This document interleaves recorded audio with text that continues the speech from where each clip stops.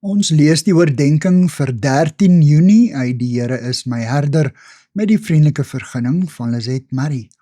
Die titel vir oggend is Middeldeur en ons teksvers kom uit Lukas 23 vers 24 in die ou 33-53 vertaling. Die son is verduister en die voorhangsel van die tempel het middeldeur geskeur. Uit Joodse geskrifte lees ons dat die voorhangsel so sterk gemaak was, dat dit nie deur pere uitmekaar geskeur kon word nie. Dit moes dus vir die Jode 'n geweldige skok gewees het, toe die voorhangsel met Christus se dood skeur. Nie net in twee nie, maar ook van bo na onder en presies in die middel. Hulle het besef dat dit 'n bonatuurlike ingryping was, want geen mens was daartoe in staat nie. God self het dit gedoen. Toe die voorhangsel skeur, het die Allerheiligste ontbloot gestaan, vir almal om te sien. 'n Mens kon jou die mense se ontsetting voorstel. Waarskynlik ook hulle vrees dat God hulle ook, soos Isa, destyds toe hy aan die ark geraak het, met die dood sou tref.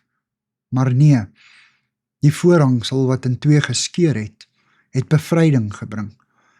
Dit het 'n nuwe bedeling gelei. Deur Jesus Christus, ons gekruisigde verlosser, het ons nou vrye toegang tot die Vader. Sy dood het 'n einde aan die tempelverordeninge en offerandes gemaak. Geen Israeliet het dit ooit durf waag om in God se teenwoordigheid te kom nie. Maar sonder dat ons dit enigsins verdien, mag ons nou in die teenwoordigheid van die heilige en waaragtige God verskyn.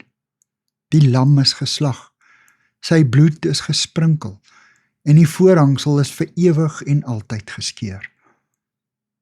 Dit beteken dat wanneer ons God deur Jesus Christus nader, ons as ware reguit kan deurstap tot in die Allerheiligste. Daar is niks wat ons terughou nie. Here, dankie dat U die voorhangsel geskeur het, sodat ons in U lig kan deurstap na die Vader. Amen. Dankie vir die saamkuier. Ek deel Lizet se kontakbesonderhede in die inligtingsparagraaf van die kanaal.